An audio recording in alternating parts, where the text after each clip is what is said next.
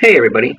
So if you have noticed, I haven't been making as many of the videos that are essentially like reviews of Arxiv academic papers, and the reason for that is to me it's kind of like low-hanging fruit overall to do that. Like if there's a big paper announcement, usually it's going to get like picked up and published and reviewed by like tons of people, and then so I figured I kind of want to stay away from those types of videos overall, just period. Like I want my videos to be like more unique in any way that I can.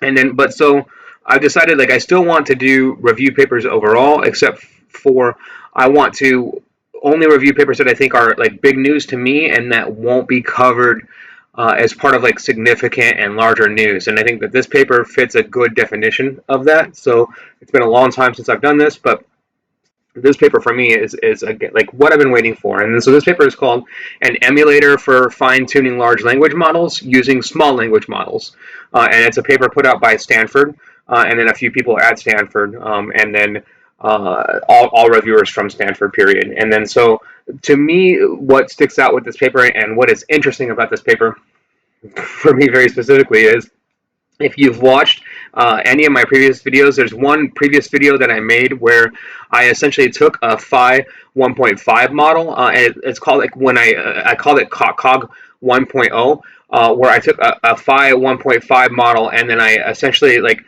connected it to like a tiny stories model, and then tried to like get some sort of like outputs out of that, right? And then I wanted to see within that what could happen. And then so the reason why I chose those two models in particular is like, I mean, very frankly, like I'm not Stanford, right? Like so, like what I would have liked to do is a 1,000,000% exactly what Stanford did in this study, which is why I'm reviewing this paper and why I love that this study came out, because this is what the like essentially like the study that I would have liked to have done for my COG 1.0, and then which is essentially take like a large language model, like a 70B model, and then give it like a 7B assistant. And then so that's essentially what this study overall did is, and then more specifically, they did a little bit slightly different method than mine in that video, so I should start there. So with their particular method, what they're calling it is they're calling it emulated fine-tuning, and then so it's a really simple and interesting concept where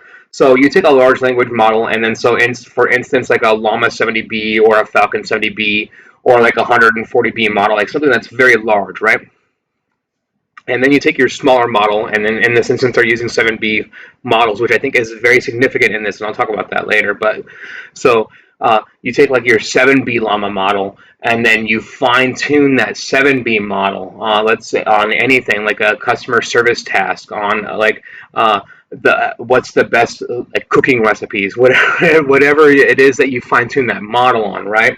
And then you essentially you jack that model into the larger model. You just fuse and connect the two models, and that's what they did. And throughout the experiments, and then if you look at the math here, they have their preliminaries, and then if you break down this math, that's essentially what they're doing is essentially like scaling and decoupling like the essence of that fine tuning, right? It's a pretty cool experiment what they do and how their math works out if you go through, and I'll link to the paper so you can review the math in it. But if that like really interests you, because the math is really interesting overall, but staying away from the math, essentially going down what we can see within the paper and through their experiments is what is interesting to me is that essentially what they uncover within this is that there's two levers that you can pull.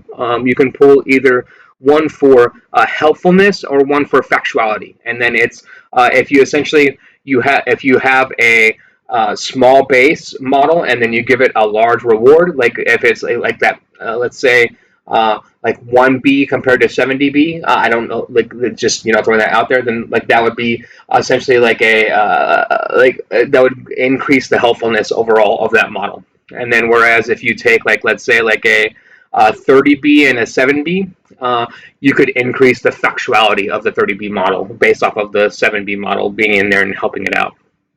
And then so what I would say and notice within this is that's exactly what I noticed on a small scale with my experiments with Phi 1.5B, right? Which is like so why I've been like so waiting for a study like this is because I noticed the helpfulness trend within that. Like especially when I connected Phi 1.5 to tiny stories, it's something that stuck with me like very particularly within that. And I would say like the best words that I can think of to equate it to would be that when I hooked those two particular models together, the Phi 1.5b model took like an almost maternal role to the Tiny Stories model. Like it's like the Phi 1.5b model with that connection was off the charts more helpful than it normally would be, right? Like it displayed a significant increase in like patience overall is what I would describe it as. So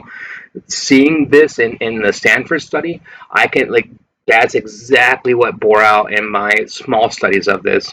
And then so I like this study to me is awesome, fascinating. Like I've been waiting for this study because like I'm just one person. I'm one person, and I don't have access to again like the compute that like Stanford or someone else is going to have, right? Like even like a large company is going to have. And then so uh, for me, I can play around with these things on a small scale, and then I can show my results on smaller scales. But then when I can see essentially like my smaller scale results backed up by like and especially like a significant study by like a Stanford study, to me like I love seeing this stuff. So I was extremely happy to see this paper. I'm more than happy to review this paper. I suggest that you check it out.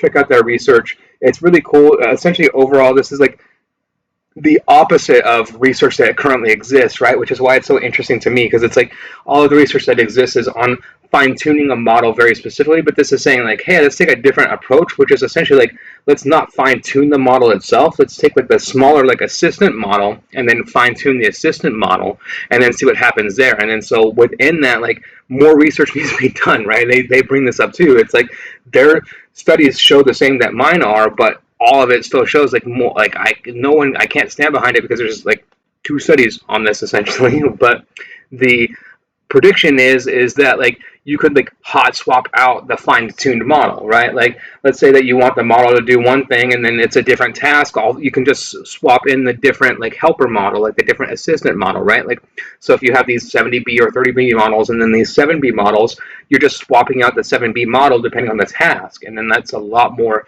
efficient overall, and you can do a lot with that, right? Like you could have a wheel of 7Bs at that instance, and then it just opens up so many doors and avenues. So we like overall, the big thing I would say is like we need more testing within this, and in order to test this, like you need compute, like flat out. Like I mean, that's the bottom line. So hopefully, like more people see this great study by Stanford. If you like this type of content, please like and subscribe. Thank you very much.